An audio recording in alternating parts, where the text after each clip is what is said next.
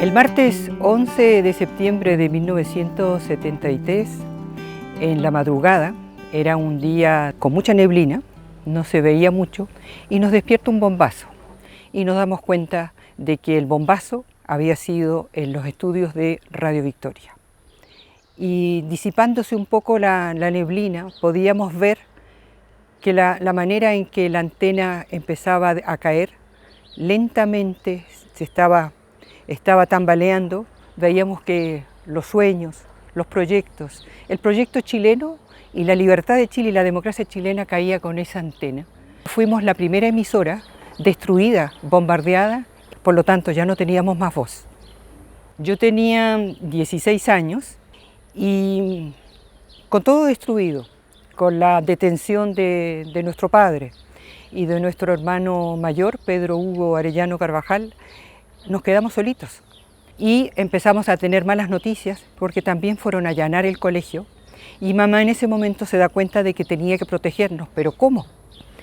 Y después de discusiones ella tuvo que hacer el sacrificio y decide de que nosotros debemos salir de Chile para que pueda protegernos, y ella, junto a mi hermana Silvia, seguir buscando a papá y a mi hermano Pedro Hugo, que estaban desaparecidos, estaban detenidos en alguna parte, pero no se sabía dónde, con todo el caos que había, y preparando prácticamente sin nada nuestra partida a Argentina, como si fuésemos de vacaciones para que nadie notara que nos íbamos definitivamente. Y además me da a mí la responsabilidad de ocuparme de mis hermanos, que en ese entonces Erwin tenía 14 y Archibaldo tenía 13 añitos.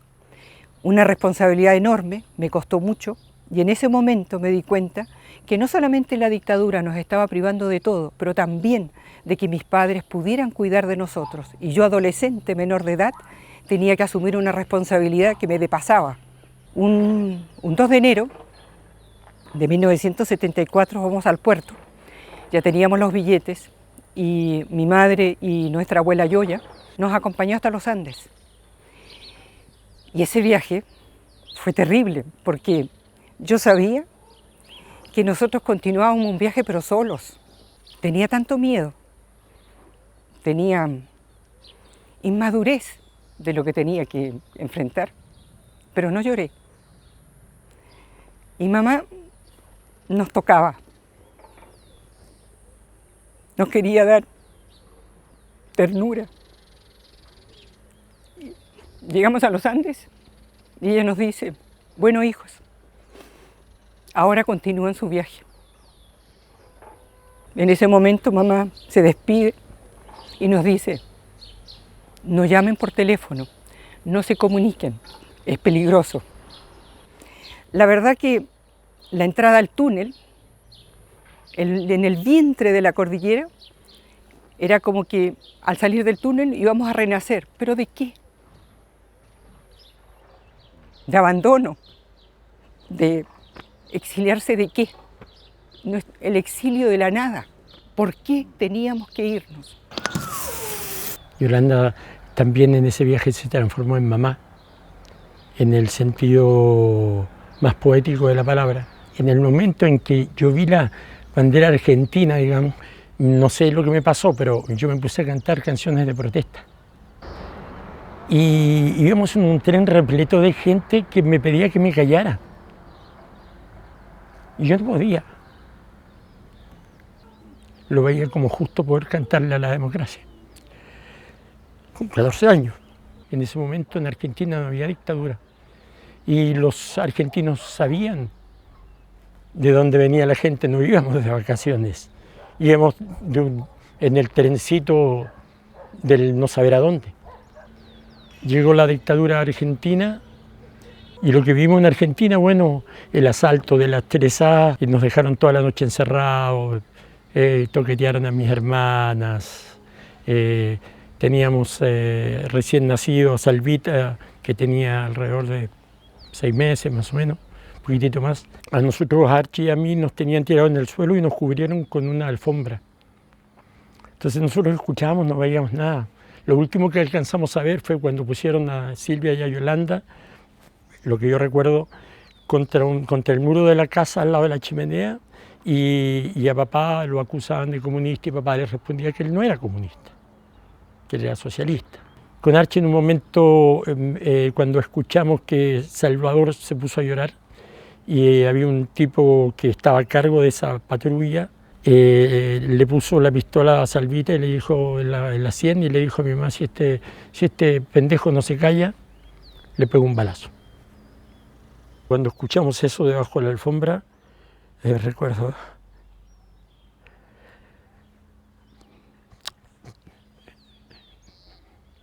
perdón, nos dimos la mano y dijimos hasta que llegamos. Pero bueno, por suerte la historia lo escribió de otra forma. Pero yo siempre digo, si no logró asesinarnos Pinochet, que nos tuvo tirados ahí, que nos iban a fusilar, el día en la madrugada del 11 de septiembre, según lo que nos decía el colorín, no nos mata nadie.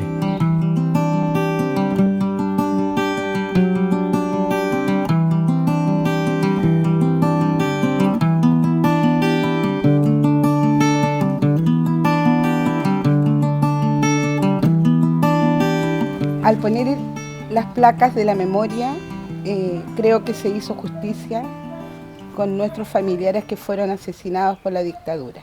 Si bien esto ha sido importante para la familia, igual hay mucha gente que se ha dado cuenta que estas placas están incrustadas en el suelo de Limache y ha preguntado y se ha sorprendido, porque muchas personas no sabían la historia que nosotros vivimos en esos tiempos.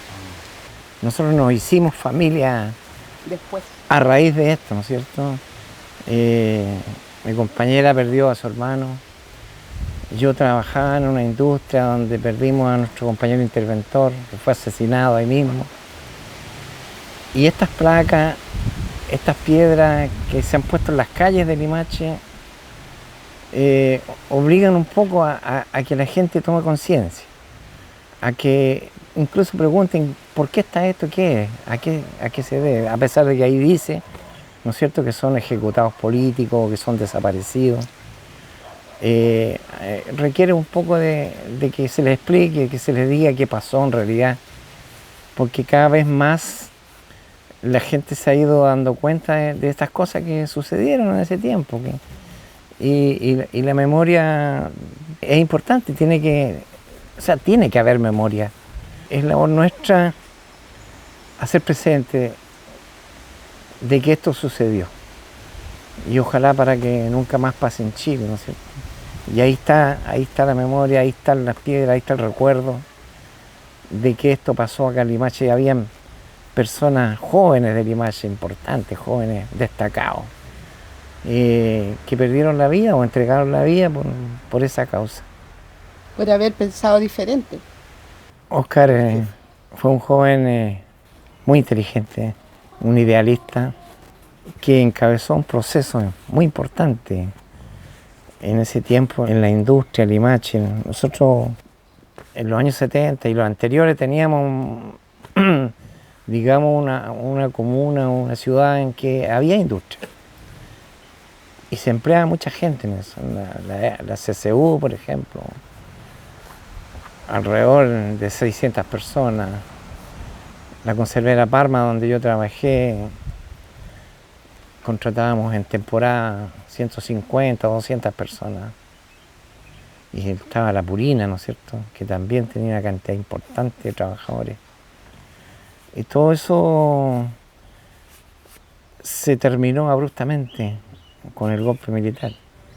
O sea, yo no sé por qué los militares pensaban que la industria era una enemiga de la sociedad, no sé, por qué la cerraron, por qué las terminaron.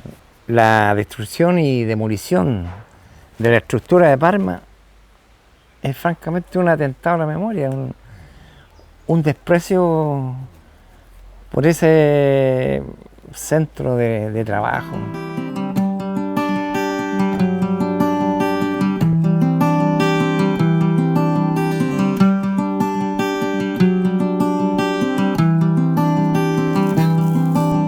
aquí existían estas tres industrias, digamos, CCU, Purín y Parma. Y por lo tanto, digamos, son industrias con una trayectoria del movimiento sindical, digamos, sus trabajadores muy comprometidos con el tema del cambio social que se está realizando en el país. Y por lo tanto, digamos,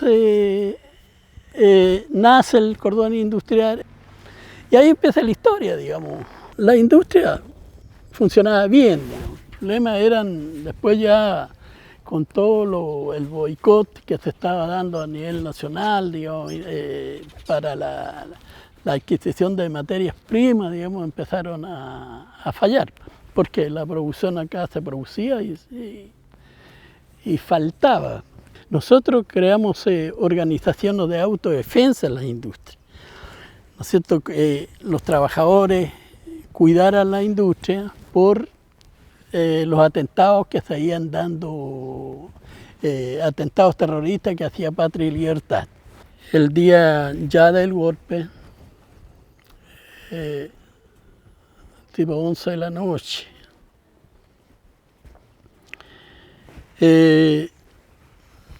recibo información, ¿no es cierto?, que se hablaba de un atentado a la radio Victoria de Limache, que es hoy Radio Latina de Limache.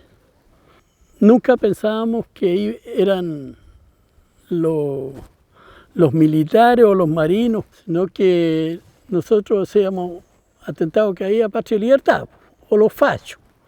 Destruía la antena de la radio, ¿no es cierto? Empezó la retirada de este grupo de comandos militares, digamos, de la Armada. Tomamos prisioneros, el cosaco de marino se subió en mi cabeza, me puso la bota y me apuntaba, me ponía el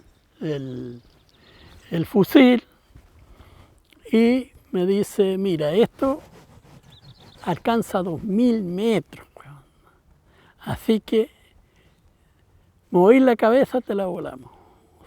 Oye, que me dan ganas de volarte el tiro. En la comisaría de Olmué me detienen. Los sacaron la mierda.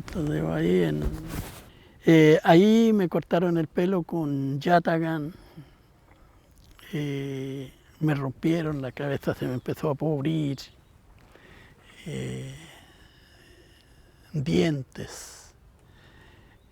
Y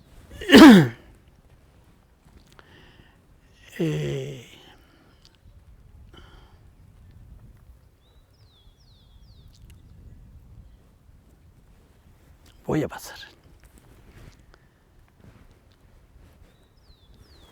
Y ahí ya empieza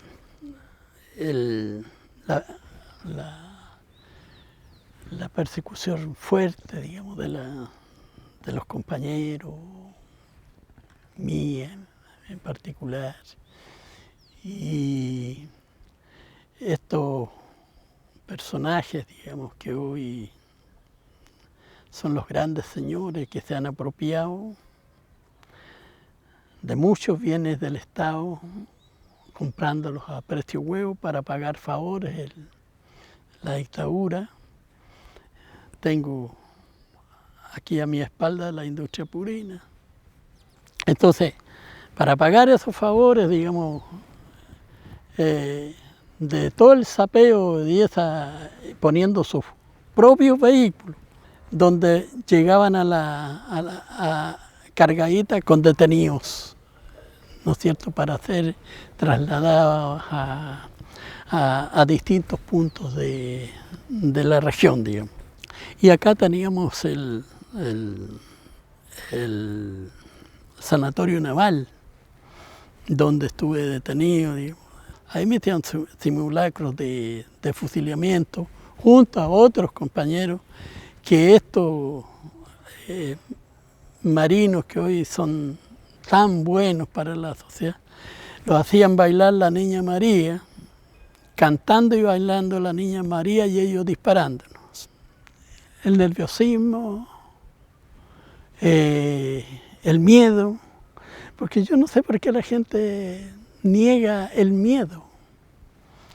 Yo nunca he negado el miedo, porque la persona que no siente miedo es porque no es humano. Uno tiene miedo, yo sentí mucho miedo, otros compañeros sintieron mucho miedo y nervios. Aparte la tortura. Todas esas cosas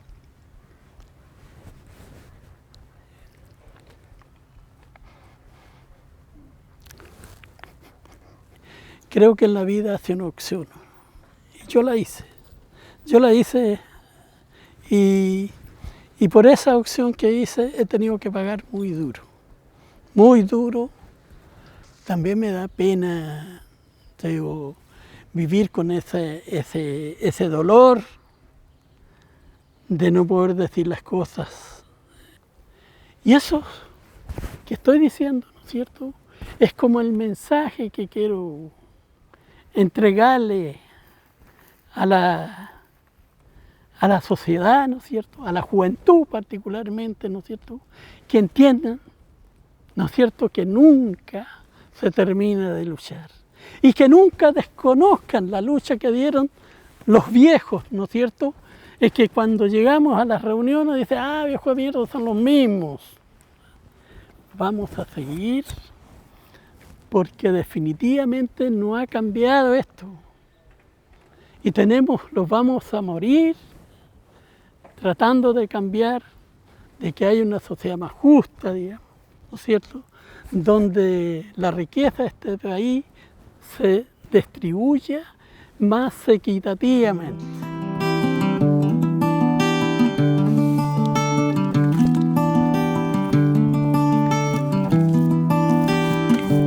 ¿Qué le podríamos transmitir a los espinos, a los peumos, a los boldos, a los litres? Queremos construir un futuro junto con ellos, ¿o no?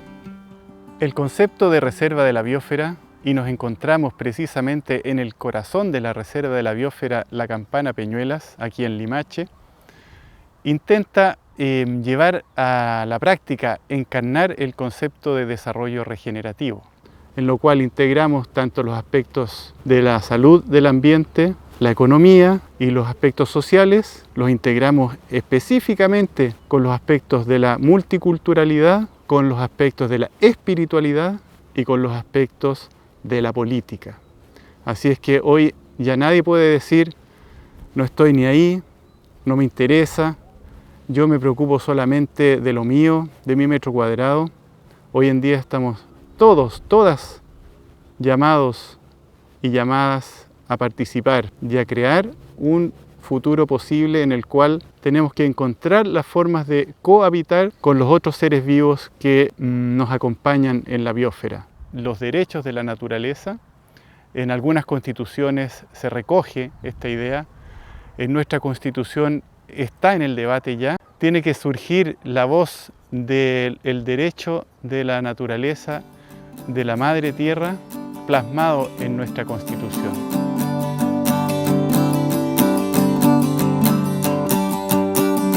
Estamos en un lugar muy cargado con historia. Era como el punto de inicio de este golpe militar. Y en el serpiente dice como alerta a los principios. Es un símbolo de fascismo. En el centro de muralla tenemos más o menos como una criatura que es un símbolo como el pueblo en conexión con Pachamama, con la naturaleza, que lucha y recién acabo de espantar el fascismo de su vida, por eso sale y en este proceso de salida pierde su máscara, su falsa identidad y sale a un lado y reaparece a otro lado con otra máscara. No temo el regreso de los fascistas en la máscara de los fascistas, sino el regreso de los fascistas en la máscara de los demócratas. Me siento súper honrado participar en este camino, en esta historia.